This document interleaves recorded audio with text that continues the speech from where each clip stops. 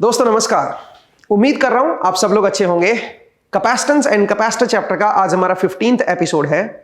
Last episode में हम force calculation को देख रहे थे। हमने दो कंडक्टिंग प्लेट्स ली और उनके ऊपर ऑपोजिट चार्जेस दिए और चार्ज को कंजर्व कर दिया, चार्ज को कांस्टेंट कर दिया।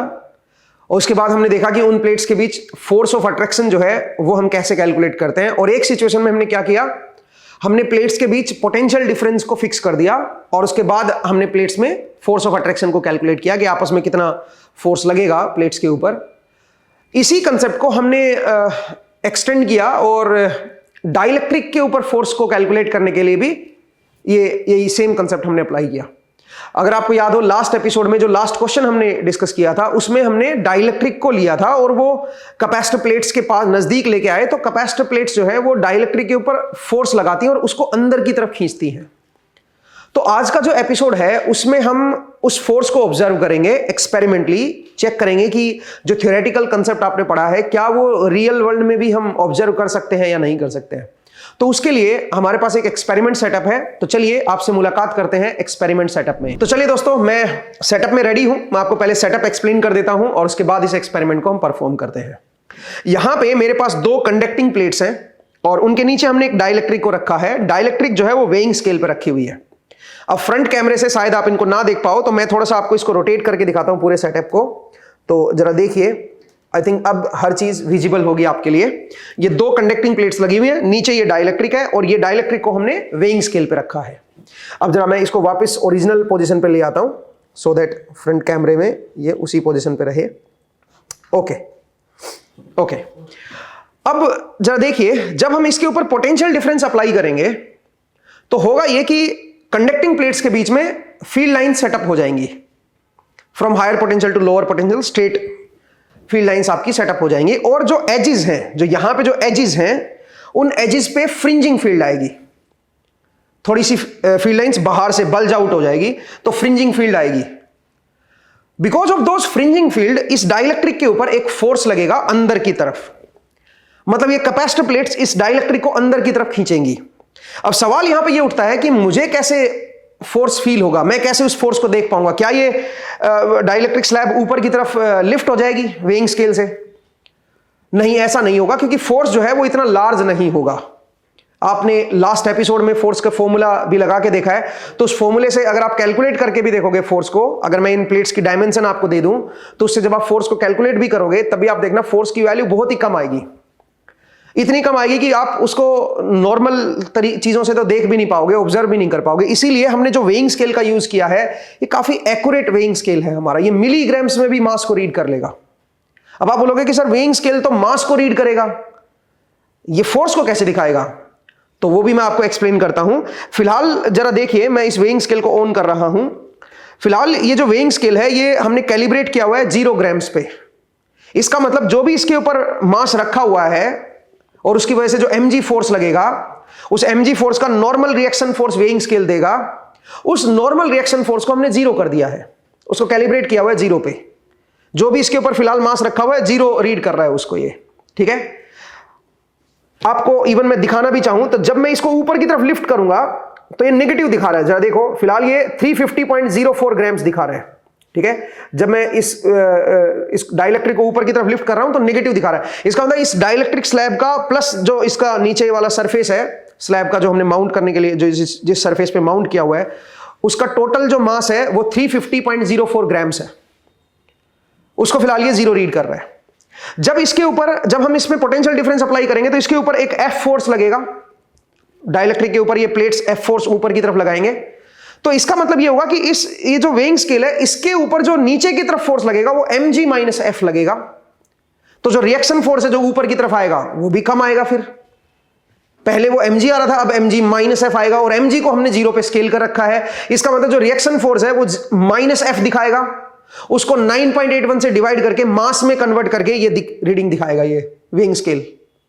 इसका मतलब जो वेइंग स्केल है वो नेगेटिव रीड करेगा अगर इसके ऊपर फोर्स ऊपर की तरफ लग रहा है। तो कितना फोर्स लग रहा है वो भी आप कैलकुलेट कर पाओगे। जितना भी ये नेगेटिव रीड करेगा उसको आप 9.81 से मल्टीप्लाई कर दो, उससे आपके पास फोर्स की वैल्यू भी आ जाएगी कि कितना फोर्स ये ऊपर की तरफ लगा रहा है। ठीक है, तो चलिए मैं एक काम करता हूं, इस पे पोटेंशियल डिफरेंस अप्लाई कर रहा हूं पोटेंशियल डिफरेंस अप्लाई करने के लिए मेरे पास एक सप्लाई सिस्टम है। इस सप्लाई को हम एक डिवाइस में देंगे जो हमें हाई वोल्टेज दे देगा, और वो हाई वोल्टेज यहां पे मैं अप्लाई कर रहा हूं। जैसे वोल्टेज अप्लाई करूंगा इसकी रीडिंग को हम ऑब्जर्व करेंगे, ठीक है। तो मैं एक बार इसको बंद करता हूं और वापस से इसको ऑन कर रहा हूं। आई होप आप सब लोग रेडी होंगे।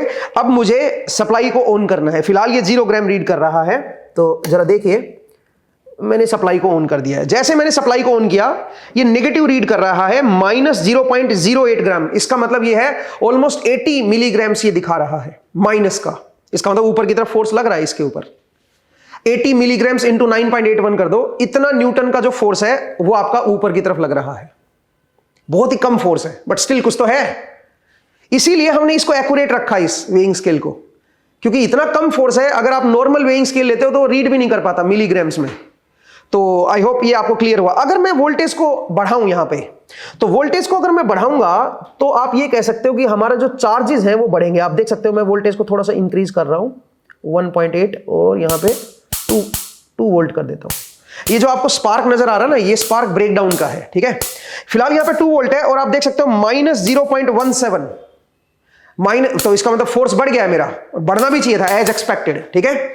तो खैर वापिस अब जरा मैं इसको बंद कर देता हूं। जैसे मैं इसको बंद कर रहा हूं जो रीडिंग है वो आपकी 0 पे आ गई है, तो 0 पे आनी भी चाहिए थी, ठीक है।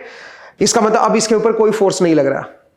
तो हमने देखा कि जैसे ही हम इस पे पोटेंशियल डिफरेंस अप्लाई करेंगे ये डाइलेक्ट्रिक को ऊपर की तरफ खींचेगा, ऊपर की तरफ डाइलेक्ट्रिक पे फोर्स लगेगा। ये ऊपर उठा इसलिए नहीं बिकॉज जो फोर्स है वो बहुत ही कम है, ठीक है। इतना कम है कि वो इसके मास को लिफ्ट नहीं कर सकता, खुद के वजन को भी ऊपर नहीं उठा सकता, ठीक है। तो इतना कम फोर्स है। आई होप आपको इस एक्सपेरिमेंट से ये क्लैरिटी मिली कि कैसे डाइलेक्ट्रिक के ऊपर फोर्स लगता है। अब चलिए, अब नेक्स्ट एक और मैं एक्सपेरिमेंट आपको दिखाऊंगा जिसमें हम कैपेसिटर में एनर्जी स्टोर को देखेंगे। कैपेसिटर असल में एनर्जी को स्टोर करता है। उस एनर्जी की वैल्यू भी लास्ट एपिसोड में हमने कैलकुलेट की थी, ½ CV²। तो जरा देखते हैं कि कैपेसिटर सच में एनर्जी को स्टोर करता है या नहीं करता है। उसको आप ऑब्जर्व कर सकते हो, उसको आप देख सकते हो, उसको फील कर सकते हो।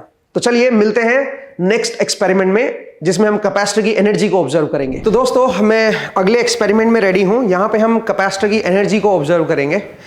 तो यहां पे मेरे पास एक कैपेसिटर बैंक है जिसमें हमने 4 2.5 माइक्रोफैरेड के कैपेसिटर को पैरेलल में लगा रखा है। तो आइडली इनका जो कैपेसिटेंस होना चाहिए वो 2.5 × 4, क्योंकि ये सारे पैरेलल में है तो जुड़ जाएंगे। तो इसका मतलब 10 माइक्रोफैरेड इनका कैपेसिटेंस आना चाहिए। तो मैं एक बार इनका कैपेसिटेंस रीड कर लेता हूं कि कितना इनमें इनका कैपेसिटेंस कितना है इस कैपेसिटर बैंक का। तो उसके लिए मेरे पास एक LCR मीटर है, तो मैं जरा इसमें कनेक्ट करके जरा रीड करता हूं। सुनील जी मुझे रीडिंग बताएंगे। तो सुनील जी बताइए कितना रीड कर रहा है ये? 10.48 जो कि एक्सपेक्टेड भी था। तो 10.48 यहाँ पे मेरा कैपेसिटेंस है इस कैपेसिटर बैंक का। अब हम जानते हैं कि ये एनर्जी को स्टोर करता है, कैपेसिटर जो है वो एनर्जी को स्टोर करता है ½ CV²। तो अगर मैं इसके अक्रॉस पोटेंशियल डिफरेंस अप्लाई कर दूं तो ये कुछ एनर्जी को स्टोर कर ले, तो इनके ऊपर चार्ज आ जाएगा ना। एक बार पोटेंशियल डिफरेंस अप्लाई करो, पोटेंशियल डिफरेंस अप्लाई करने से इनके ऊपर चार्जेस आ जाएंगे। फिर सोर्स को हटा दो बेशक। जब आप सोर्स को हटाओगे तो चार्ज जो है वो इसके ऊपर ट्रैप हो जाएगा, और चार्ज ट्रैप होने की वजह से इसमें एनर्जी स्टोर हो जाएगी। तो आप ये कह सकते हो ½ Q²/c जूल की जो एनर्जी है वो इसमें ट्रैप हो जाएगी। अब उस एनर्जी को देखोगे कैसे? हमारे पास ये बल्ब है और बल्ब में जरा इसको कनेक्ट करके देखते हैं बल्ब के अक्रॉस, तो देखते हैं कि वो जो एनर्जी जो इसमें ट्रैप हुई है उसको हम यूटिलाइज कर सकते हैं कि नहीं कर सकते हैं। तो चलिए इसको जरा एक्सपेरिमेंट को परफॉर्म करते हैं। तो वोल्टेज अप्लाई करने के लिए मेरे पास एक वोल्टेज सोर्स है। अब ये जो वोल्टेज सोर्स है 220 वोल्ट का है, क्योंकि इन कैपेसिटर की जो रेटिंग है वो 220 वोल्ट है। इसको घर पे ट्राई ना करें क्योंकि आपको अभी बहुत कुछ चीज़ें नहीं पता है। जैसे आप कोई भी कैपेसिटर को 220 वोल्ट के अक्रॉस नहीं लगाना है आपको। कैपेसिटर भी अलग अलग तरह के होते हैं दोस्तों, किसी भी कैपेसिटर को सप्लाई पे नहीं लगा देना। हर एक की रेटिंग अलग अलग होती है कैपेसिटर की। तो इसलिए मेरी आपसे रिक्वेस्ट है, इसको बस आप देखिए, धीरे धीरे आप सीख जाओगे चीज़ों को। उसके बाद जब आप पूरी तरह से समझ जाओ रेटिंग क्या चीज़ होती है, कौन सी चीज़ कहाँ कनेक्ट करनी होती है, तो वो तब आप एक्सपेरिमेंट को परफॉर्म कीजिएगा, ठीक है। तो चलिए मैं जरा इसको चार्ज कर रहा हूँ सबसे पहले कैपेसिटर को। कैसे चार्ज करूँगा? इसमें चार्ज को ट्रैप करना चाह रहा हूँ मैं। कैसे ट्रैप करूँगा? सोर्स लगा के। तो मैंने क्या किया, मैंने यहाँ पे जो वोल्टेज सोर्स है उससे ऐसे सप्लाई के अंदर डाला और फिर निकाल लिया। अब इसमें कुछ चार्जेस ट्रैप हो रखे हैं, एक तरफ पॉजिटिव और एक तरफ नेगेटिव। इवन आप इनको अगर आप शॉर्ट करके देखोगे ना तो फील कर भी पाओगे, क्योंकि जैसे आप इन दोनों को कनेक्ट करोगे तो होगा ये कि पॉजिटिव और नेगेटिव एक दूसरे को न्यूट्रलाइज करेंगे और वो आपको एक स्पार्क की फॉर्म में आपको उस एनर्जी को डिसिपेट करेंगे, जो इस एनर्जी इसमें स्टोर्ड है। इवन मैं आपको अगर इनको कनेक्ट करके दिखाऊं तो आप देख सकते हो हल्का सा स्पार्क आया है। ये जो स्पार्क है ये बेसिकली एनर्जी को ही दिखा रहा है, ये एनर्जी की वजह से ही आया है। तो इसमें एनर्जी स्टोर हो रखी है। अब उसी एनर्जी को थोड़ा यूटिलाइज करते हैं। तो मैं एक काम करता हूं, मैं जरा इसको यहाँ पे इसको चार्ज कर लेता हूं। जैसे कनेक्ट करते हो वो मोमेंट में चार्ज हो जाता है। अब ये मोमेंट में कैसे चार्ज हो जाता है, जैसे आपने लगाया वैसे ही चार्ज हो गया। वो भी आगे चल के आप पढ़ोगे, जब आप करंट इलेक्ट्रिसिटी पढ़ोगे ना उसके बाद मैं आपको पढ़ाऊंगा। तो फिलहाल ये कैपेसिटर बैंक जो है वो चार्ज्ड है। जरा देखिए, मैं अगर इसको बल्ब के अक्रॉस लगाऊं तो फिलहाल जो है बल्ब ने कोई बिहेवियर नहीं दिखाया, बल्ब ग्लो ही नहीं गया। इसका मतलब इसमें एनर्जी स्टोर हुई ही नहीं है, इसमें चार्ज ट्रैप हुआ ही नहीं। तो ये कम थोड़ा बहुत चार्ज स्टोर्ड था, ठीक है, वो शायद कनेक्शन सही से नहीं हुआ। एनीवे जरा देखिए, फिर से देखते हैं। तो मैंने इसको सोर्स को जरा कनेक्ट किया, निकाल लिया, ठीक है। अब जरा देखिए, जैसे मैंने लगाया आपने देखा कि बल्ब एकदम से ग्लो किया और धीरे धीरे फिर वो डिम हो गया बल्ब, ठीक है। एक बार दोबारा देखिए, थोड़ी बहुत एनर्जी स्टिल इसमें रहती है। हालांकि ये एनर्जी इतनी सफिशिएंट नहीं है कि इसको पूरी तरह से ग्लो कर सके, क्योंकि धीरे धीरे इसका चार्ज कम होता चला जाता है प्लेट्स के ऊपर, और जैसे जैसे चार्ज कम होता जाएगा वैसे वैसे आपका वोल्टेज जो है वो कम होता चला जाएगा, और कम वोल्टेज पे फिर बल्ब जो है वो ग्लो होना कम हो जाता है, डिम होना स्टार्ट हो जाता है, ठीक है। तो जरा देखिए, मैं एक बार फिर से इसको चार्ज कर रहा हूं, ठीक है, और अब वापस से इसको यहां पे लगा रहा हूं। आप ऑब्जर्व कीजिएगा, जैसे हमने लगाया वैसे एकदम से तेज ग्लो किया और फिर एकदम से धीरे धीरे डाउन होना स्टार्ट हो गया ब्राइटनेस। तो वो धीरे धीरे एनर्जी खत्म होती जा रही है, वोल्टेज धीरे धीरे डाउन होती जा रही है, धीरे धीरे इसका चार्ज जो है वो खत्म होता जा रहा है। क्यों चार्ज खत्म होता जा रहा है? क्योंकि जैसे आप बल्ब को लगाते हो आपका इसका सर्किट क्लोज हो जाता है नेगेटिव प्लेट और पॉजिटिव प्लेट से। तो जो इलेक्ट्रॉन एक तरफ से दूसरी तरफ गए थे वो अब वापस आके रजिस्टर के थ्रू वाया दिस बल्ब वो अपने आप को न्यूट्रलाइज कर लेते हैं। धीरे धीरे चार्ज कम होना शुरू हो जाता है। चार्ज कम होगा तो वोल्टेज भी फिर कम होना शुरू हो जाएगी, इसलिए बल्ब जो है धीरे धीरे डाउन डिम होना शुरू हो जाता है, ठीक है। मुझे उम्मीद है आपको ये समझ आया। वैसे आगे चल के इसको और बेहतर तरीके से समझोगे। तो आप यहां पे क्लियरली देख सकते हो कि कैपेसिटर अपनी एनर्जी को, कैपेसिटर कैसे एनर्जी को स्टोर करता है। अगर उसको हम चार्ज ट्रैप कर दें उस पर तो वो समझ लो एनर्जी को स्टोर कर लेगा। इवन अगर चार्ज को ट्रैप ना भी करो, अगर मैं सोर्स के पैरेलल में इसको लगा के रखूं सोर्स को, तब भी इसमें एनर्जी स्टोर रहती है, हाफ CV², ठीक है। लेकिन एक और इंटरेस्टिंग चीज है जो मैं आपको एक्सप्लेन करना चाहता हूं। जरा देखिए, यहां पे ये जो मेरा सोर्स है ना, ये ऑल्टरनेटिंग सोर्स है। इसकी जो वोल्टेज की जो वैल्यू है वो कम ज्यादा होती रहती है, ऑल्टरनेट कर रहा है। और उसकी वजह से आप देखिएगा, मैंने इसको चार्ज किया और मैंने यहां से निकाल लिया इसको और मैंने इनको कनेक्ट किया। स्पार्क तेज था, ये काफी तेज स्पार्क आया। फिर से मैंने ऑन किया, फिर से लगाया, अब बहुत डाउन स्पार्क था, बहुत ही कम स्पार्क था। फिर से मैंने इसको चार्ज किया, फिर से बाहर लेके आया, अब काफी तेज स्पार्क था। ये ऐसा क्यों हो रहा है कि कभी ज्यादा हो रहा है, कभी कम हो रहा है, कभी ज्यादा एनर्जी स्टोर हो रही है, अभी देखो बिल्कुल ही कम एनर्जी थी। ऐसी भी पॉसिबिलिटी है कि एनर्जी जीरो आई, इसमें स्टोर ही ना हो। ऐसा क्यों हो रहा है? जिस इंस्टेंट पे आप इसको निकाल रहे हो, जैसे इसने यहां से कनेक्शन छोड़ा है, इन दोनों वायर ने इस सोर्स से कनेक्शन छोड़ा है, उस इंस्टेंट पे इसके अक्रॉस क्या वोल्टेज थी, वो वोल्टेज इसके चार्ज को डिसाइड करेगी। और यहां की जो वोल्टेज है वो ऑल्टरनेटिंग है, वो बदलती रहती है। तो जिस इंस्टेंट पे आपने कनेक्शन को ब्रेक किया इस सोर्स से, उस इंस्टेंट पे क्या वोल्टेज रही है कैपेसिटर के अक्रॉस, उससे जो चार्ज ट्रैप हुआ है कैपेसिटर प्लेट पे, वो रिस्पॉन्सिबल है एनर्जी को। तो अगर वोल्टेज मेरी कम है जिस इंस्टेंट पे आपने उसको हटाया, तो इसका मतलब कैपेसिटर की प्लेट्स पे चार्ज भी कम आएगा। Q = CV होता है ना, चार्ज भी कम आएगा, चार्ज कम आएगा तो एनर्जी भी कम स्टोर होगी, तो स्पार्क भी आपको कम दिखेगा। आई होप आपको ये क्लियर हुआ एंड आपको ये भी समझ आया कि कैसे एनर्जी जो है वो स्टोर होती है कैपेसिटर प्लेट्स में, उसको हम कैसे फील कर सकते हैं, कैसे देख सकते हैं। इवन आप इसको किसी बंदे के अक्रॉस लगाओगे ना, सोचो मैं अपनी बॉडी पे यहाँ पे टच करूं तो ये डेंजरस है, ये मुझे झटका देगा बहुत तेज का, ठीक है, क्योंकि चार्ज फिर मेरी बॉडी के थ्रू फ्लो करेंगे और उससे एक झटका फील होता है आपको। आप ऐसा ट्राई ना करें, ठीक है। तो चलिए वापस अब बोर्ड पे चलते हैं और कुछ और नई कंसेप्ट्स को सीखते हैं, कुछ और नई चीज़ों को, कुछ और नए क्वेश्चंस की प्रैक्टिस करते हैं। तो मिलते हैं वापस बोर्ड पे। तो दोस्तों आपने एक्सपेरिमेंट देखे एनर्जी पे एंड फोर्स के ऊपर। तो फोर्स का जो एक्सपेरिमेंट था वो जो लास्ट एपिसोड में हम प्रॉब्लम डिस्कस कर रहे थे उसी पे बेस्ड था। हम डाइलेक्ट्रिक को ले रहे थे और डाइलेक्ट्रिक को इंट्रोड्यूस कर रहे हैं, तो उस पर फोर्स लग रहा है अंदर की तरफ, उस फोर्स को हमने ऑब्जर्व किया। दूसरी बात, ये जो फोर्स है अगर आप ध्यान से देखें, इसका जब हम वोल्टेज को लगा के रखते हैं, यहाँ पे स्विच को क्लोज रखते हैं, वो वाला एक्सपेरिमेंट आपने देखा था जिसमें हमारा स्विच जो है वो क्लोज्ड पोजीशन में था। उस केस में जो फोर्स की वैल्यू हमारे पास निकल के आ रही है वो ये निकल के आ रही है। और आप ध्यान से देखें ये इंडिपेंडेंट है एक्स के, इसका मतलब कितना डाइलेक्ट्रिक स्लैब इसके अंदर है उसके इंडिपेंडेंट है। तो जरूर नहीं आप उसको एज पे रखो, आप उसको थोड़ा अंदर भी रख दोगे तब भी आपका जो फोर्स आएगा वो सेम ही आएगा। और फोर्स का जो कारण होता है वो क्या होता है, वो फ्रिंजिंग फील्ड जो होती है ना सराउंडिंग में, जो यहाँ पे फील्ड जो होती है उनकी वजह से फोर्स लगता है। ये अंदर की तरफ जो फोर्स लगा है फ्रिंजिंग फील्ड की वजह से लगा है। दूसरा आपको एक और डाउट आ सकता है कि सर ये जो एक्सप्रेशन आपने डिराइव किया था ना, ये वाला, ये और ये जो आपने दो फॉर्मूले लगाए हैं, ये तो आपने पैरेलल प्लेट्स के ऊपर जो फोर्स कैलकुलेट करने के लिए जो हमने देखा था वहां पे लगाया था हमने, वहां पे डिराइव किए थे हमने, तो ये यहां पे कैसे एप्लीकेबल है? असल में जरा देखिए, आपने जो x का जो वेरिएशन किया था ना, अगर आपको ध्यान हो कि भाई हमने जो फोर्स कैलकुलेट किया था उसमें हमने वर्क डन देखा था कि जिधर मेरा फोर्स लग रहा है वो कितना वर्क कर रहा है। तो जब हमने ये डिराइव किया था तो उसमें हमने पैरेलल प्लेट्स ली थी और हमने बोला था कि अगर मान लीजिए एक पैरेलल प्लेट ऐसे लगी हुई है, एक के ऊपर पॉजिटिव चार्ज है और एक के ऊपर मान लीजिए नेगेटिव चार्ज है, ऐसे है, तो यहां पे एक फोर्स लग रहा है और इस फोर्स की वजह से मान लीजिए ये प्लेट जो है वो डिस्प्लेस हो रही है dx, तो हमने देखा था एफ dx जो है ये वर्क डन होगा इसका, and that work done was कितना इस सिस्टम की एनर्जी चेंज हुई है dWe, और क्योंकि ये dWe नेगेटिव है तो उसको पॉजिटिव बनाने के लिए माइनस कर दिया था हमने जब हमारा चार्ज कंजर्व था, तो उस केस में हमने ऐसे लिखा था। तो यहां पे देखो फोर्स इधर है और उसी की तरफ डिस्प्लेसमेंट हो रही है, dx जो है वो उसी के डिस्प्लेसमेंट को बता रहा है, प्लेट्स की डिस्प्लेसमेंट को।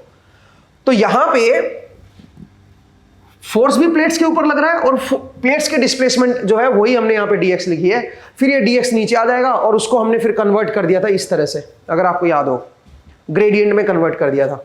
लेकिन यहां पे अगर आप ध्यान से देखें तो यहां पे जो x है वो क्या है, या dx है वो क्या है, वो इस स्लैब की डिस्प्लेसमेंट है, ध्यान दीजिएगा। तो यहां पे फोर्स भी इसके ऊपर इधर देख रहे हैं और dx भी इसी का देख रहे हैं, तो f इंटू dx जो आएगा अब वो क्या होगा, वो again change in energy stored आएगा, ठीक है, change in energy stored dWe आएगा, आप समझ रहे हो। अगर चार्ज मेरा फिक्स है यहां पे तो dWe मेरा नेगेटिव होगा और उसके आगे माइनस कर देंगे फिर हम। तो इसका मतलब यहां पे जो dx है वो स्लैब की डिस्प्लेसमेंट है, यहां पे जो dx थी वो प्लेट की डिस्प्लेसमेंट थी, तो इससे कोई फर्क नहीं पड़ेगा, फॉर्मूला वही एप्लीकेबल रहेगा, ठीक है। बस यहां पे x का या dx का मीनिंग बदल जाएगा, ठीक है।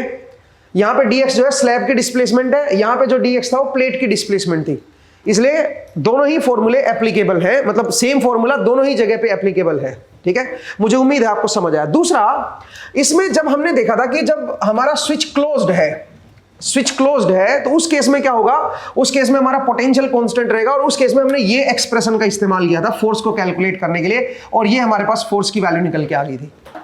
जब हमारे पास स्विच ओपन था तो उस केस में हमें ये यूज करना है, और इस केस में जब हमने देखा तो फोर्स की वैल्यू ये आई है। अब बहुत सारे स्टूडेंट यहां पे थोड़े कंफ्यूज हो सकते हैं कि सर फोर्स तो डिफरेंट आ गया। असल में फोर्स डिफरेंट नहीं है, ये फोर्स और ये फोर्स सेम ही है। कैसे सेम है जरा देखिए, जब मेरा स्विच ओपन है तो मान लीजिए इस पोजीशन पे हमने स्विच क्लोज करके उसको ओपन कर दिया, जब ये पोजीशन थी, इस पोजीशन पे जब ये x अंदर आ चुका था उस पोजीशन पे हमने स्विच क्लोज किया और फिर वापस ओपन कर दिया। तो जब स्विच क्लोज था और जब ये x अंदर आ चुका है उस टाइम फोर्स की वैल्यू ये आई है। अब क्योंकि हम स्विच को ओपन कर चुके हैं तो इसके ऊपर कुछ चार्ज स्टोर हो रखा होगा।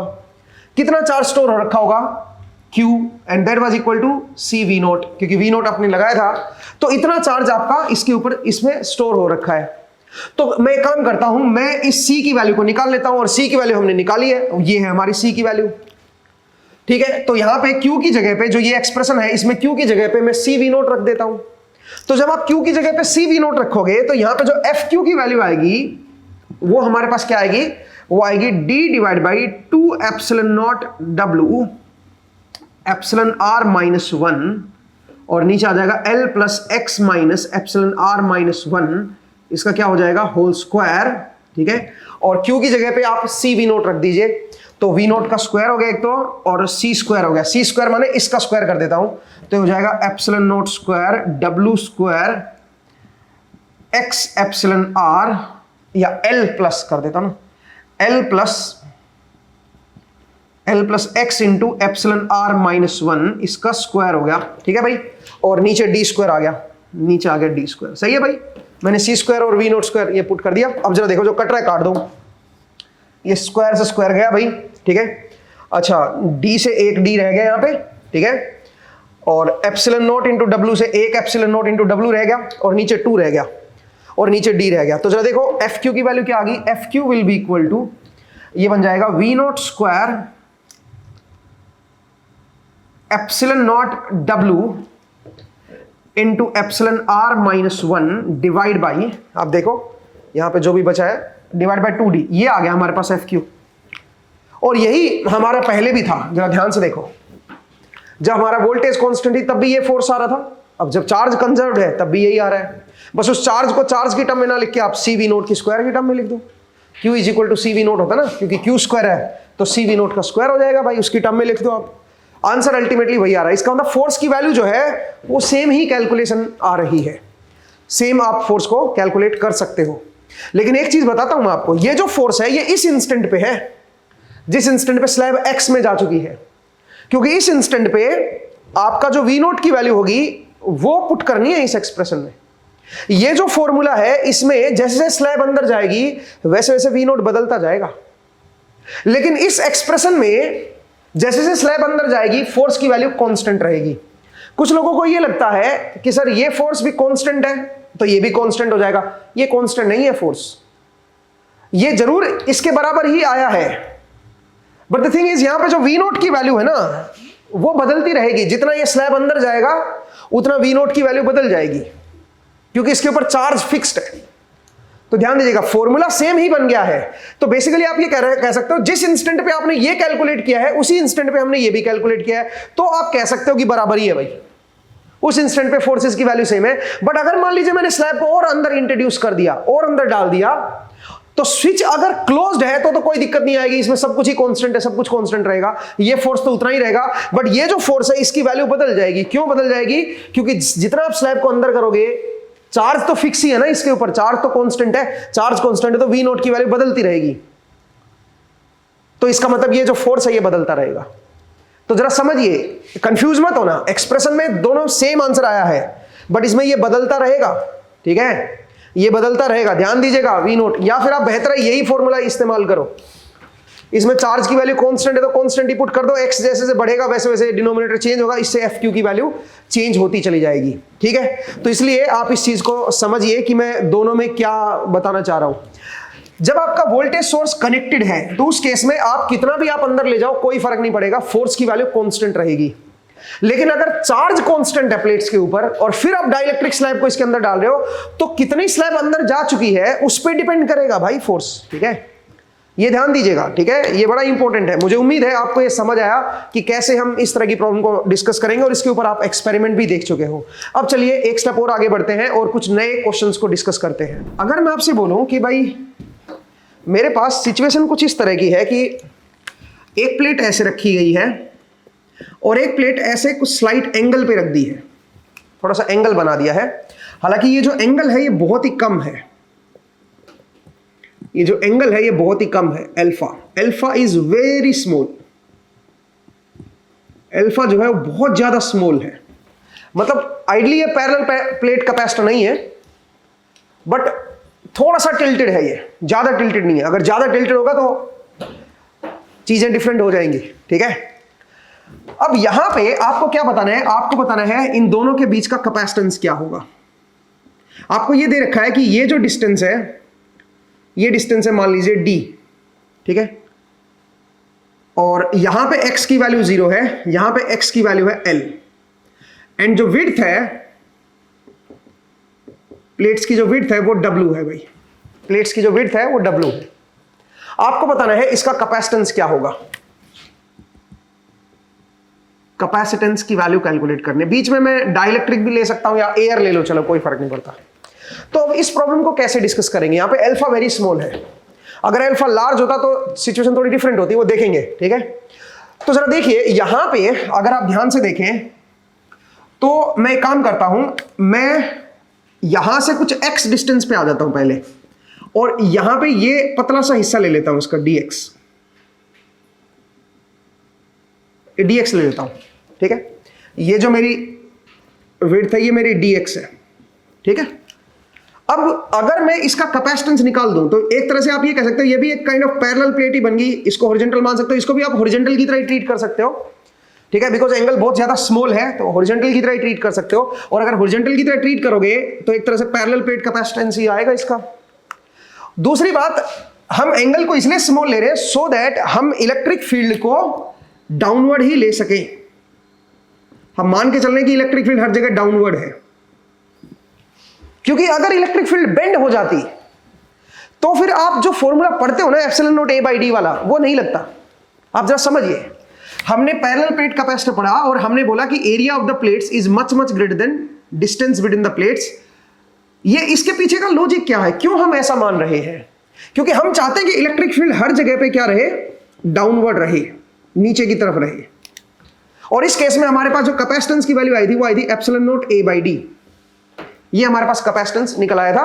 अब जहां जहां ये वाला ये इलेक्ट्रिक फील्ड ऐसे कांस्टेंट रहेगी, मतलब डाउनवर्ड रहेगी, ठीक है, और इस इलेक्ट्रिक फील्ड की वैल्यू भी कांस्टेंट है सिग्मा बाई एप्सिलॉन नॉट, तो जहां जहां इलेक्ट्रिक फील्ड स्ट्रेट रहेगी एक प्लेट से दूसरी प्लेट और इलेक्ट्रिक फील्ड की वैल्यू कांस्टेंट रहेगी, वहां वहां आप कैपेसिटेंस की वैल्यू यूज कर सकते हो, कोई दिक्कत नहीं है।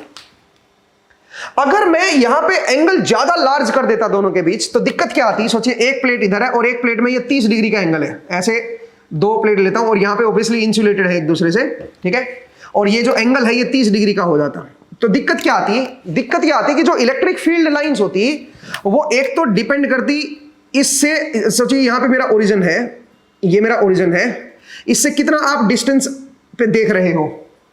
दूसरा डिपेंड करेगी एंगल थीटा पे, ठीक है, दूसरा थीटा पे भी डिपेंड करेगी, आप कह सकते हो फाई पे भी, या चलो कह सकते हो आप आर पे डिपेंड करेगी। चलो एक मिनट के लिए, तो जितना आप दूर जाओगे उतना आपकी इलेक्ट्रिक फील्ड बदलती जाएगी यहां पे। दूसरी बात, इलेक्ट्रिक फील्ड जो है उसमें टिल्ट भी आएगा भाई, इलेक्ट्रिक फील्ड जो है वो टिल्टेड होगी। ऐसा नहीं होगा कि इलेक्ट्रिक फील्ड स्ट्रेट लाइन आएगी। अगर आपका ज्यादा एंगल हो गया तो आप ये फॉर्मूला इस्तेमाल में नहीं ला पाओगे अगर ज्यादा बड़ा एंगल हुआ तो पहले तो आप ये समझिए कि हम ये एंगल को स्मॉल क्यों ले रहे हैं, सो दैट हमारी इलेक्ट्रिक फील्ड में बेंड ना आए, हमारी इलेक्ट्रिक फील्ड हम मान सके कि ऑलमोस्ट हमारी डाउनवर्ड ही है इलेक्ट्रिक फील्ड, और इलेक्ट्रिक फील्ड की वैल्यू कांस्टेंट है ये मान के चल रहे हैं, ठीक है। तो ये अजम्पशन लेने के लिए हमने अल्फा को वेरी स्मॉल लिया है। अगर अल्फा वेरी लार्ज हो जाता ना या सिग्निफिकेंट अमाउंट का हो जाता फिर कहानी थोड़ी डिफरेंट होती। फिर इस केस में इलेक्ट्रिक फील्ड जो है वो आर पे भी डिपेंड करती, कितना दूरी पे आप देख रहे हो उस पे डिपेंड करता, यहां से आप कितना उधर जा रहे हो उस पे डिपेंड करता। यहां पे हम मान सकते हैं कि इलेक्ट्रिक फील्ड ऑलमोस्ट मेरी कांस्टेंट है हर जगह, अल्फा जो है वो ज्यादा लार्ज नहीं है, ठीक है। तो ऐसे केस में हम कैपेसिटेंस कैसे कैलकुलेट करेंगे पहले ये देखते हैं, बाद में फिर हम अल्फा को थोड़ा लार्ज करेंगे, उसको भी जरा देखते हैं, ठीक है। तो जरा देखिए दोस्तों, यहां पे क्या करेंगे हम लोग। अब यहां पे हमने ये स्मॉल कैपेसिटेंस ले लिया डीसी। अब क्योंकि यहां पे इलेक्ट्रिक फील्ड मेरी डाउनवर्ड ही है, कांस्टेंट इलेक्ट्रिक फील्ड है, डाउनवर्ड है, तो हम सीधा सीधा फॉर्मूला यूज कर सकते हैं epsilon not a by D का। आप बोलोगे लेकिन सर इसका एरिया जो है वो डिस्टेंस बिटवीन द प्लेट से तो बहुत छोटा है।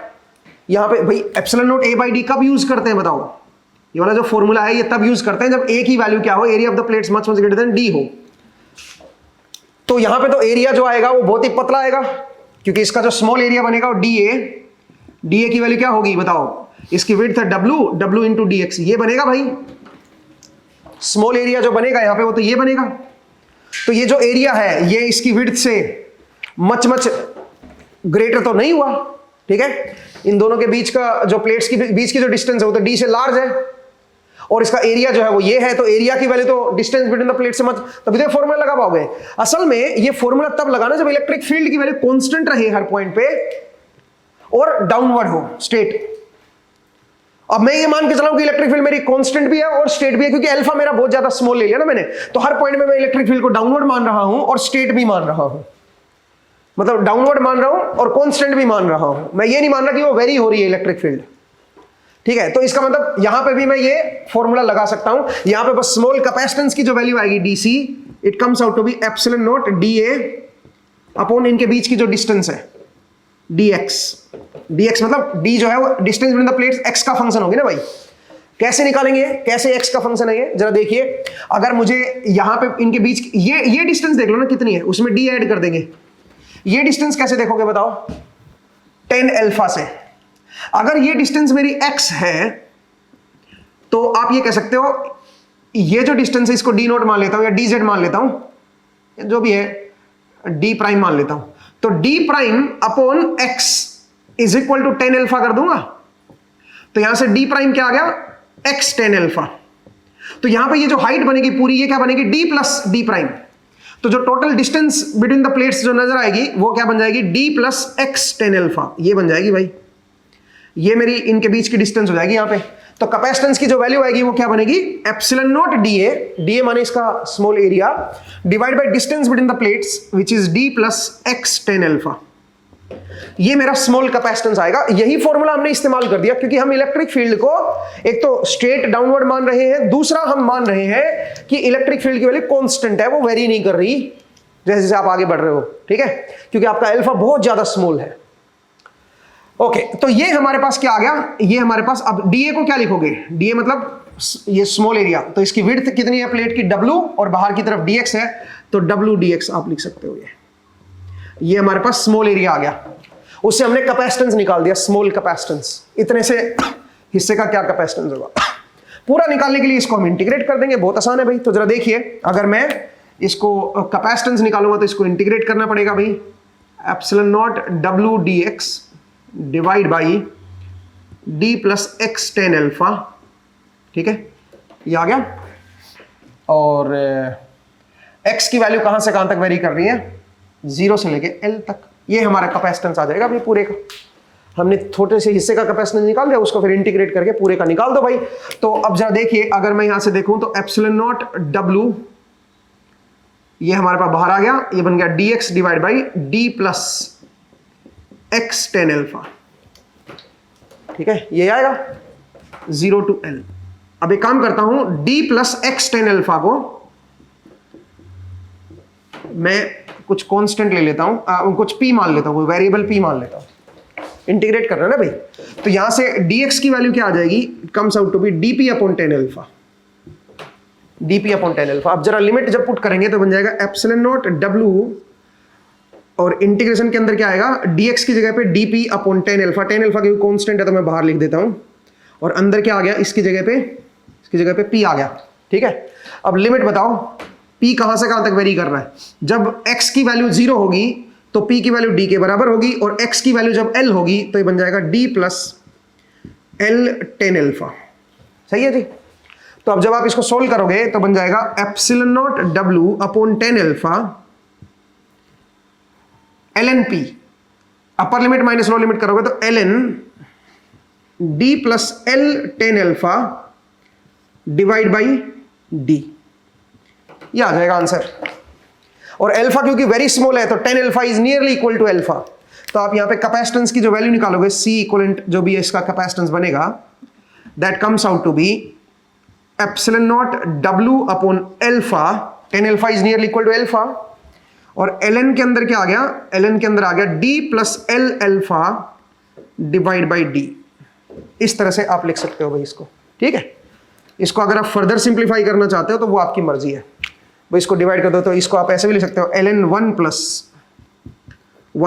l alpha l divide by d कर दो, या l अल्फा बाई d कर दो, एक ही बात है, epsilon naught w by alpha, ये कर सकते हो। और फिर 1 प्लस इसको x मान लो, x is much much less than 1, और इसको आप फिर वो बाइनोमियल या नॉट बाइनोमियल, ln की जो सीरीज होती है, ln 1 प्लस x क्या होता है, 1 प्लस x को आप ले सकते हो x minus x square by 2 plus x cube upon 3, और इस तरह से आपका ये चलता है, ठीक है ना। तो आप इसको, क्योंकि x वेरी स्मॉल है तो आप यहां पे इसको इस तरह से ओपन कर सकते हो, केवल 2 फैक्टर ले लो बस, मतलब इसको फर्दर सिंप्लीफाई भी कर सकते हो आप कैपेसिटेंस के लिए, ठीक है। तो मुझे उम्मीद है आपको ये समझ आया कि कैसे इस तरह की प्रॉब्लम को हम डिस्कस करेंगे। अब अगला सवाल ये उठता है कि सर अगर ये अल्फा लार्ज होता तो क्या करते, तो फिर कैपेसिटेंस कैसे निकालते हैं। तो चलिए वो भी जरा एक बार देख लेते हैं कि अगर अल्फा मेरा लार्ज है तो कैसे करेंगे, ठीक है। तो इसके लिए मैं इसको रब कर रहा हूं, एक बार जरा कैलकुलेशन चेक कर लेना भी, कोई मेरे से मिस्टेक ना हो गई हो। Epsilon not a by D मेरे हिसाब से तो ठीक है भाई, ठीक है। तो आई थिंक आप इसको इजीली कर सकते हो। नेक्स्ट जरा देखिए, अगर मैं बोलता कि ये एंगल लार्ज है तब फिर कैसे करते हैं, वो जरा देखते हैं।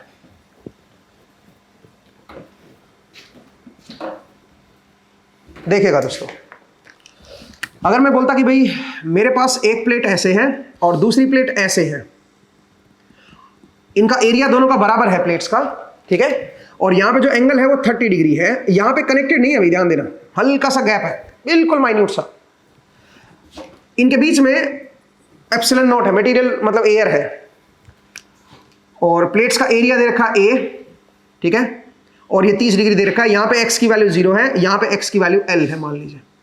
विड्थ जो है वो w दे रखी है, प्लेट्स की जो विड्थ है वो w दे रखी है। आपको इसका कैपेसिटेंस बताना है, तो कैसे बताओगे कैपेसिटेंस? एक काम करता हूं मैं इन दोनों प्लेट के बीच एक पोटेंशियल डिफरेंस अप्लाई कर देता हूं V नॉट का, इसको मैं ग्राउंड मान लेता हूं, तो अगर ये ग्राउंड हो जाएगा तो ये कितना हो जाएगा बताओ जरा, ये V नोट पे आ जाएगा, तो यहां पे इलेक्ट्रिक फील्ड लाइन सेटअप हो जाएंगी। अगर मैं इस प्लेट के ऊपर चार्ज बता पाऊं, टोटल चार्ज कितना है इस प्लेट के ऊपर, तो Q बाई V नोट कर दोगे तो क्या आ जाएगा मेरे पास, बताओ, मेरे पास कैपेसिटेंस की वैल्यू आ जाएगी, ठीक है। अगर मैं इसके ऊपर टोटल चार्ज निकाल दूं तो अब सवाल यहां पे यह है कि ये टोटल चार्ज की वैल्यू क्या आएगी, इसके ऊपर टोटल चार्ज कितना होगा, ये हम कैसे कैलकुलेट करें, इस कंडक्टिंग प्लेट के ऊपर टोटल चार्ज कितना होगा। उसके लिए हम एक काम करते हैं, अंदर की इलेक्ट्रिक फील्ड निकाल लेते हैं। और इलेक्ट्रिक फील्ड कैसे निकालोगे, हम जानते हैं इसके बीच में जो रीजन है उस रीजन में डेल स्क्वायर V जो है वो 0 होगा, डेल स्क्वायर V की वैल्यू जो है वो 0 होगी।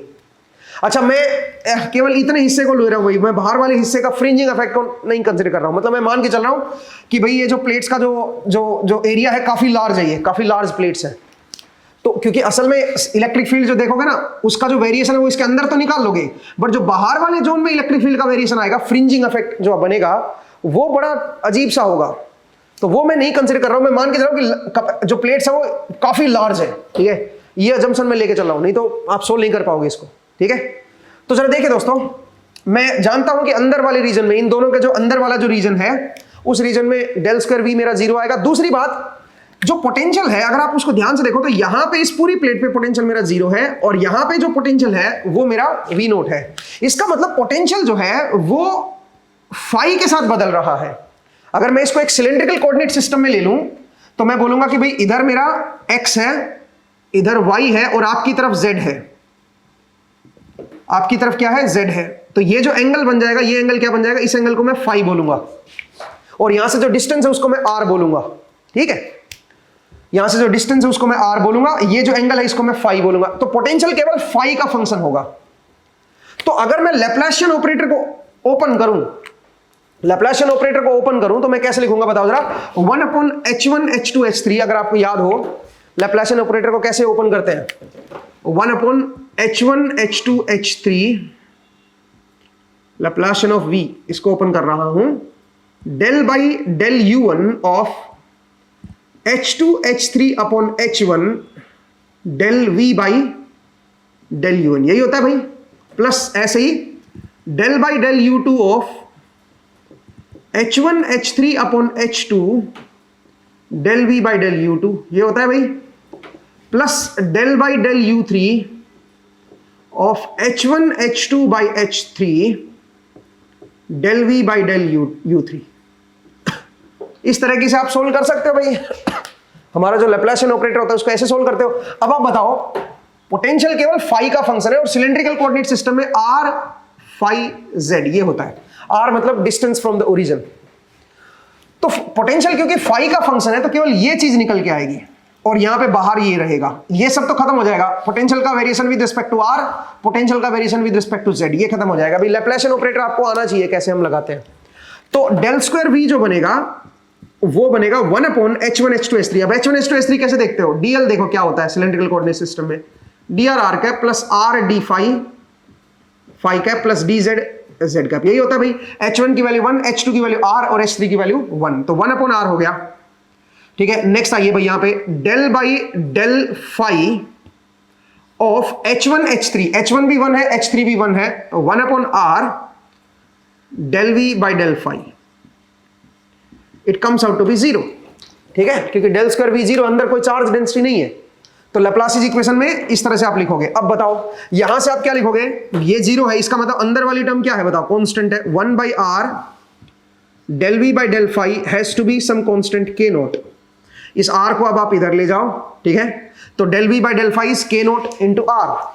अब यहां से v की वैल्यू क्या होगी बताओ जरा, v की वैल्यू होगी k naught r into phi plus k1 plus k1। एक बार जरा देख लो भाई, ठीक है, मेरे हिसाब से तो यही बनेगा क्योंकि फाई के रेस्पेक्ट में आप ले रहे थे ना, तो इस तरह का बनेगा। अब सवाल यहां पे है कि k नोट और k1 की वैल्यू कैसे ले। तो अगर मैं फाई की वैल्यू को 0 कर दूं, यहां पे फाई यहां पे 0 है और यहां पे फाई की वैल्यू कितनी है 30 degree. At phi equal to 0 v is equal to 0। तो फाई की वैल्यू बोथ साइड 0 पुट करोगे तो ये 0 रहेगा, फाई की वैल्यू 0 पुट करोगे तो ये भी 0 हो जाएगा और इधर बचेगा k1, तो k1 खत्म हो गया। तो इसका मतलब v की वैल्यू क्या हो जाएगी, k नोट r फाई हो जाएगी, क्योंकि k1 की वैल्यू मेरे पास यहां से 0 आ गई, ठीक है। तो k नोट r फाई आ गया। अब आइए v की वैल्यू v नोट है at phi is equal to, तो एट फाई इक्वल टू 0 पे हमने देख लिया, at phi equal to 30 degree पे देखते हैं, मतलब पाई बाई 6 रेडियन पे देखते हैं। तो v की वैल्यू क्या हो जाएगी, v की वैल्यू हो जाएगी v नोट। तो इधर मैं v नोट पुट कर देता हूं भाई, v naught is equal to k naught r और फाई की वैल्यू पाई बाई 6। तो यहां से k नोट की वैल्यू आ गई हमारे पास, k नोट इक्वल टू क्या बन जाएगा 6v naught upon r, 6v naught upon क्या बन जाएगा बताओ जरा, ये 6v naught upon pi are. एक बार देख लो भाई सही लिखा है क्या, एक बार चेक कर लो भाई क्या मैंने सही लिखा है। मेरे हिसाब से तो ठीक है भाई, ठीक है। ये आ गया k नोट। अब k नोट की वैल्यू पुट कर देते हैं, तो k नोट की वैल्यू पुट करोगे तो v की वैल्यू क्या हो जाएगी, v will be equal to, k naught की वैल्यू पुट कर दो 6v naught upon pi R into R phi, R से आर कट गया, ठीक है। तो v की वैल्यू हो जाएगी 6v नॉट अपॉन पाई फाई। इस तरह से आप क्या कर सकते हो भाई, आपका v नोट का पता चल गया आपने, कि v का पता चल गया कि v कैसे बदल रहा है, v सिर्फ फाई के साथ बदल रहा है, v का वेरिएशन फाई के साथ है, ठीक है। इवन आप चेक भी कर सकते हो, फाई की वैल्यू 0 पे 0 रहेगा और फाई की वैल्यू पाई बाई 6 कर दोगे तो v नोट आ जाएगा। तो पोटेंशियल का जो वेरिएशन है वो फाई के साथ है। तो इलेक्ट्रिक फील्ड क्या बनेगी फिर, जो इलेक्ट्रिक फील्ड आएगी that will be equal to minus of gradient of v, ठीक है। और ग्रेडियंट ऑफ v करोगे तो v तो केवल फाई का फंक्शन है, तो माइनस ग्रेडियंट कैसे निकालते हैं, ग्रेडियंट का क्या एक्सप्रेशन होता है, ऐसे ही जब आप ग्रेडियंट ऑफ v निकालते हो तो वो क्या होता है 1 by h1 del v by del u1 u1 cap plus 1 by h2 del v by del u2 u2 cap plus 1 by h3 del v by del u3 u3 cap. ये expression होता है भाई, आपको याद होगा। तो इसमें केवल फाई का फंक्शन है v जो है, तो केवल ये टर्म आएगी और h2 की वैल्यू क्या हो जाएगी r। तो यहां पे क्या बनेगा electric field minus 1 by r और क्या हो जाएगा बताइए जरा, del v by del phi, del v by del phi phi cap, ये हो जाएगा भाई। तो del v by del phi करोगे तो ये क्या बन जाएगा minus 6v naught upon pi R phi cap. ये मेरे पास इलेक्ट्रिक फील्ड आएगी। तो इलेक्ट्रिक फील्ड का एक्सप्रेशन भी पता चल गया मुझे कि इलेक्ट्रिक फील्ड जो है वो आर के साथ कैसे वेरी कर रही है, और डायरेक्शन जो है वो माइनस फाई कैप की तरफ आएगी। फाई कैप किधर है, यहां से इधर की तरफ फाई कैप है, तो माइनस फाई कैप इधर हो जाएगी इलेक्ट्रिक फील्ड। इसका मतलब इलेक्ट्रिक फील्ड जो है आर पे डिपेंड कर रही है। अगर आपने यहां से आर कांस्टेंट कर दिया, आर को कांस्टेंट कर दोगे तो इलेक्ट्रिक फील्ड की वैल्यू कांस्टेंट हो जाएगी, ठीक है। लेकिन डायरेक्शन जो है वो phi cap minus phi cap की तरफ आएगी, इस तरफ। ऐसे बनेंगी भाई इलेक्ट्रिक फील्ड लाइंस, ऐसे मेरे पास इलेक्ट्रिक फील्ड लाइंस बनेंगी। बहुत बढ़िया, इलेक्ट्रिक फील्ड लाइंस आ गई हमारे पास, ठीक है। अब अगला सवाल क्या है, अगला सवाल है इस सरफेस के ऊपर कितना चार्ज है। ये हम कैसे कैलकुलेट करेंगे कि इस सरफेस पे कितना चार्ज है। अगर ये पता चल जाए तो फिर तो बात बन जाएगी, क्यू बाई वी नोट कर देंगे। इलेक्ट्रिक फील्ड से निकाल सकते हैं, गॉस लॉ लगाएंगे। अब कैसे लगाओगे गॉस लॉ, जरा देखिए। यहां पे इलेक्ट्रिक फील्ड एक तो इस सरफेस के परपेंडिकुलर है, ये ध्यान देना भाई। तो अगर मैं थोड़ा जूम करके देखूं इसको, तो ये सरफेस कुछ इस तरह का है, ये इसमें थिकनेस भी है इसकी, और इलेक्ट्रिक फील्ड इससे परपेंडिकुलर निकल रही है। तो एक काम करता हूं मैं, यहां पे एक ऐसा सरफेस ले लेता हूं, बिल्कुल इस तरह का सिलेंड्रिकल सरफेस, जिसका एक हिस्सा इस कंडक्टर के अंदर है प्लेट के और एक थोड़ा बाहर है, ठीक है। अब जरा देखिए, या आप एक काम कर सकते हो, यहां पे एक रेक्टेंगुलर गॉसियन सरफेस भी ले सकते हो। ऐसा आप गॉसियन सरफेस ले लो जो रेक्टेंगुलर हो। आई डोंट नो ये आपको दिख रहा है कि नहीं दिख रहा है, बट हमने रेक्टेंगुलर सरफेस ले लिया। अब अगर मैंने रेक्टेंगुलर सरफेस ले लिया तो इस पर अगर गॉस लॉ लगाऊं तो मैं क्या बोलूंगा मैं बोलूंगा कि यहाँ पे इलेक्ट्रिक फील्ड परपेंडिकुलर है, तो ई डॉट डी ए करोगे ना तो केवल ये नीचे वाला जो सरफेस होगा वो देगा बस आपको ई डॉट डी ए। और ई की वैल्यू यहाँ पे क्या है बताओ, अगर आर डिस्टेंस अवे हम देखें तो ये जो लेंथ बनेगी ये डी आर बनेगी, ये जो लेंथ बनेगी बाहर की तरफ ये डी आर बनेगी, ठीक है। अगर आप इस एरिया को देखोगे तो डी आर बनेगा, और अंदर की तरफ जो एरिया लोगे उसको डब्ल्यू ले लो। भाई आपने पतला सा एरिया ऐसे लिया ना, स्ट्रिप जो है वो ऐसे ली है, तो ये जो डिस्टेंस है ये तो डी आर होगी, और अंदर की तरफ जो है वो डब्ल्यू होगी, तो इसका जो स्मॉल एरिया बनेगा D A, it comes out to be W D R. ये इसका पतला सा स्मॉल एरिया आ जाएगा। तो यहां पे ई डॉट डी ए करोगे ना अगर आप, तो केवल नीचे वाला एरिया ही डॉट प्रोडक्ट देगा, और इसकी वैल्यू क्या हो जाएगी, उसकी वैल्यू हो जाएगी, ई की वैल्यू क्या है 6v0 upon pi R into W D R. ये मेरा क्या हो गया, ये मेरा ई डॉट डी ए हो गया भाई। अब मुझे तो क्लोज्ड सरफेस एरिया निकालना है, वही तो देगा मुझे क्यू एनक्लोज्ड, और डिवाइड बाय एप्सिलॉन नॉट करेंगे तो यहां पे एप्सिलॉन नॉट नीचे कर दो, ठीक है। इसको भी तो इंटीग्रेट करना पड़ेगा ना, फिर आर के रेस्पेक्ट में इंटीग्रेट करेंगे, और आर कहां से कहां तक वेरी कर रहा है, आर 0 से लेके, इसकी लंबाई एल है तो इसकी लंबाई भी एल होगी 0 से लेके एल तक, ठीक है। आर की वैल्यू 0 से लेके एल तक करोगे। अब जरा देखिए अगर मैं इसको सोल्व करूंगा तो क्या बन जाएगा बताओ, ये बन जाएगा 6v0 W by pi epsilon not, और ये बनेगा एल एन आर। अब ऑब्वियसली एल एन आर में 0 से लेके एल तक तो नहीं देख सकते, क्योंकि 0 पे तो बिल्कुल टच ही हो जाएंगे। तो ये क्या करोगे आप कोई आर नोट ले लो इसको, मतलब ओरिजिन से थोड़ा सा हल्का सा आर नोट पे है, आर नोट टेंड्स टू 0 है, ठीक है। तो आर नोट से लेके एल तक ले लो भाई, आर नोट यहां पे बिल्कुल माइन्यूट सा है भाई, वहां से लेके एल तक है, तो आप क्या लिखोगे L an upper limit minus lower limit. तो अपर लिमिट क्या है बताओ, एल अपॉन आर नोट, ये हो जाएगा भाई। आर नोट क्या है बताओ, बिल्कुल नीचे वाली जो width, R naught tends to 0 है भाई, ये ध्यान देना। तो इस तरह से आप क्या करोगे बताओ, इस तरह से आप जो है चार्ज की वैल्यू निकाल लोगे। ये क्या आता है, ये होता है E dot D equal to Q by epsilon naught. तो क्यू निकालना है तो इस एप्सिलॉन नॉट को हटा दो ना भाई, एप्सिलॉन नॉट को इधर ले आओ यार, ठीक है। तो ये हो जाएगा क्यू एनक्लोज्ड, ठीक है। तो क्यू एनक्लोज्ड हमने निकाल लिया। अब अगर क्यू एनक्लोज्ड एक बार आ गया तो डिवाइड बाई वी नोट करना है अब अपने को, तो इसको वी नोट से डिवाइड कर दो, आपके पास क्या आ जाएगा, कैपेसिटेंस निकल आएगा।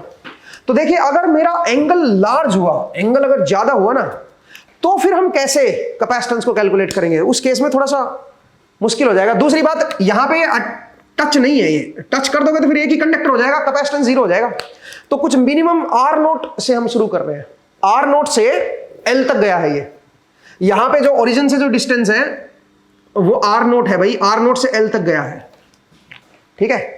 तो ये भी फिर क्या होना चाहिए, ये भी फिर आर नोट से एल तक होना चाहिए, इसको भी आप आर नोट से एल तक कर लो, हालांकि आर नोट टेंड्स टू 0 है, ठीक है, आर नोट से एल तक गया है। मुझे उम्मीद है आपको समझ आया कि कैसे ऐसी प्रॉब्लम को डिस्कस करेंगे। ऐसी प्रॉब्लम में आपको क्या करना होगा, पोटेंशियल डिफरेंस तो वी नोट हो गया, वो तो बहुत आसान है, चार्ज निकालना है बस, इसके ऊपर कितना चार्ज है। तो उसके लिए अगर इलेक्ट्रिक फील्ड आ जाए हमारे पास तो बात बन जाए। इलेक्ट्रिक फील्ड हमने कैसे निकाल ली, लैप्लासिस इक्वेशन को सोल्व करके इलेक्ट्रिक फील्ड को हमने निकाल लिया कि इस रीजन में इलेक्ट्रिक फील्ड क्या आएगी। एक बार अगर इलेक्ट्रिक फील्ड आ गई, उसके बाद हमने क्या कर दिया, इस सरफेस के ऊपर चार्ज निकाल लिया कि टोटल चार्ज कितना है, गॉस लॉ लगा के, ठीक है। यहां पे गॉसियन सरफेस ले लो भाई, और गॉसियन सरफेस पे गॉस लॉ लगा के आप क्या कर सकते हो, इलेक्ट्रिक फील्ड को कैलकुलेट कर सकते हो, सॉरी टोटल चार्ज को कैलकुलेट कर सकते हो। टोटल चार्ज अगर एक बार आ गया डिवाइड बाय वी नोट करके कैपेसिटेंस की वैल्यू आप कैलकुलेट कर सकते हो। मुझे उम्मीद है आपको ये समझ आया। चलिए अब नेक्स्ट क्वेश्चन की तरफ बढ़ते हैं। एक और सवाल देखिए, नेक्स्ट क्वेश्चन क्या है उसको जरा देखते हैं। मैं इसको रब कर देता हूं।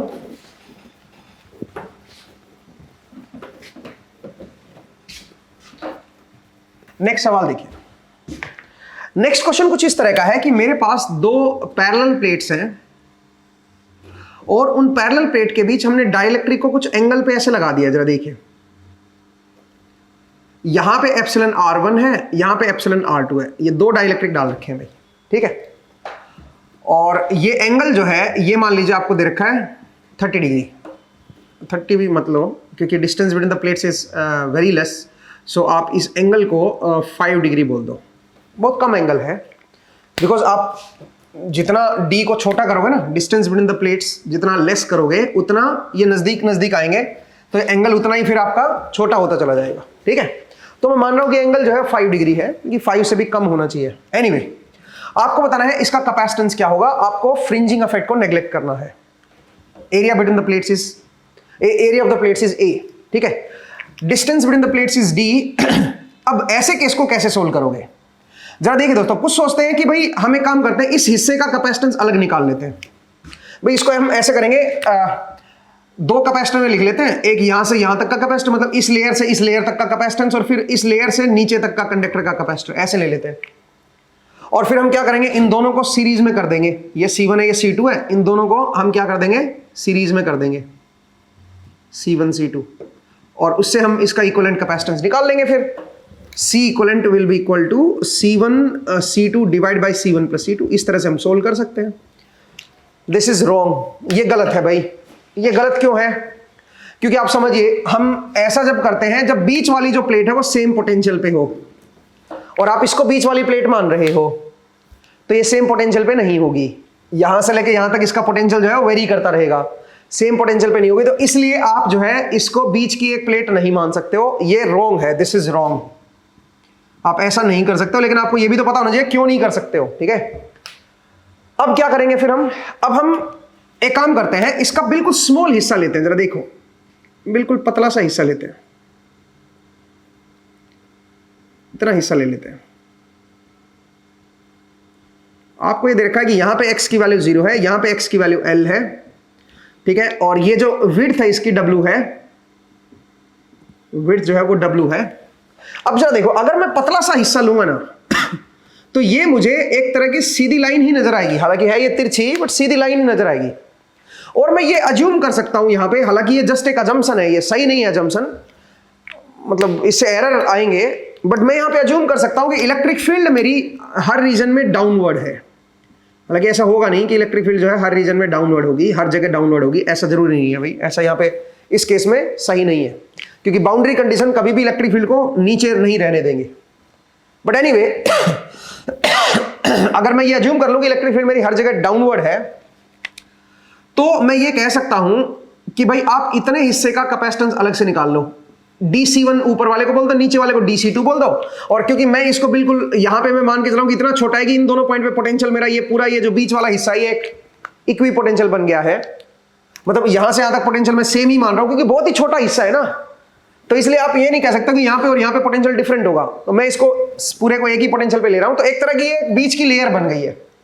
तो अब मैं कह सकता हूं कि ऊपर वाला जो DC1 है ना, और जो नीचे वाला जो DC2 है, वो आपके सीरीज में है, ठीक है।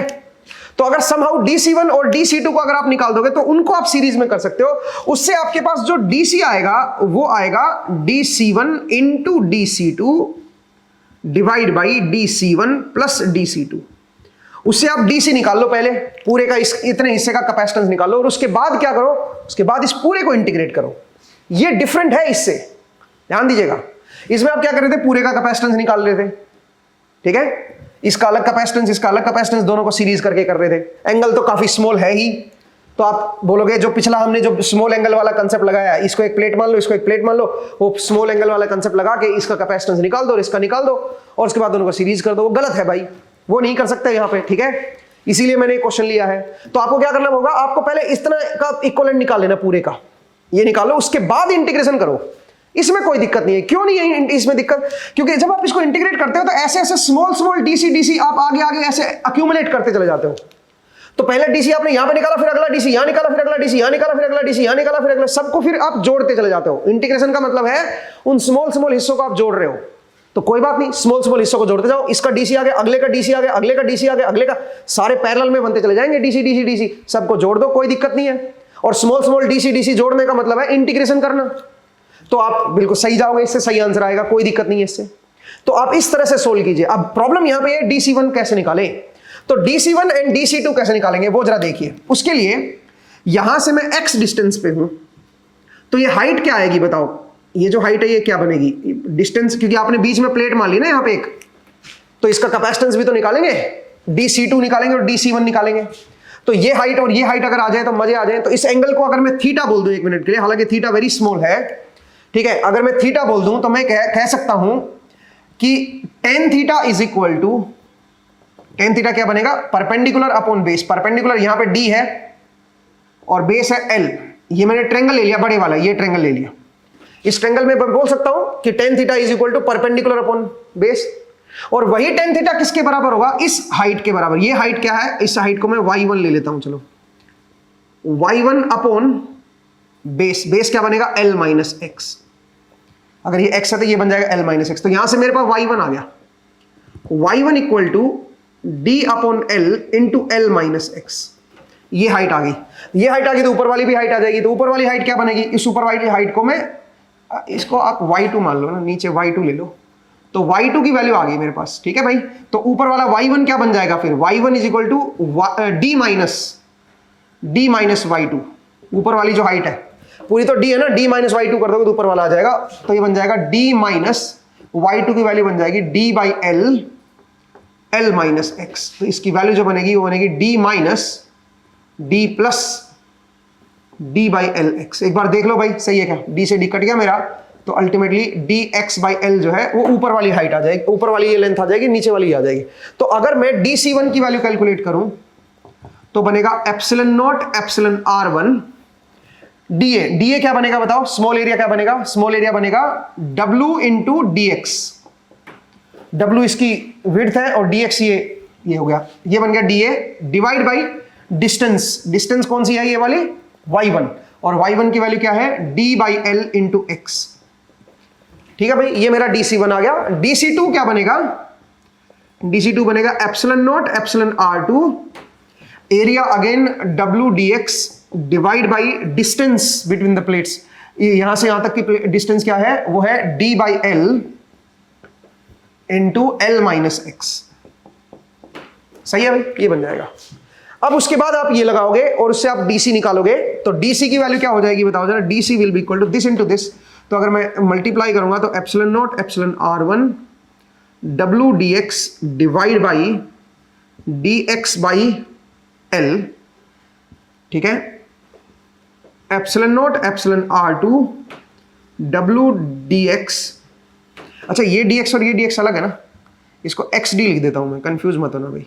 ठीक है, ये dx तो स्मॉल विड्थ है और ये नीचे वाला जो d इंटू एक्स है तो ये अलग से xd लिख देता हूं इसको मैं। ठीक है ना, अच्छा dc1 इंटू dc2 की वैल्यू है d by l minus X. ये बन गया dc2 divide by this plus this करोगे तो epsilon naught epsilon r1 w dx divide by x d by l plus epsilon naught epsilon r2 w dx divide by d by l minus x. ठीक है, अब जरा देखो इनसे common क्या आएगा, एप्सिलॉन नॉट कॉमन आगे कट गया, w dx कट गया, d बाई l यहां से भी कॉमन आ गया।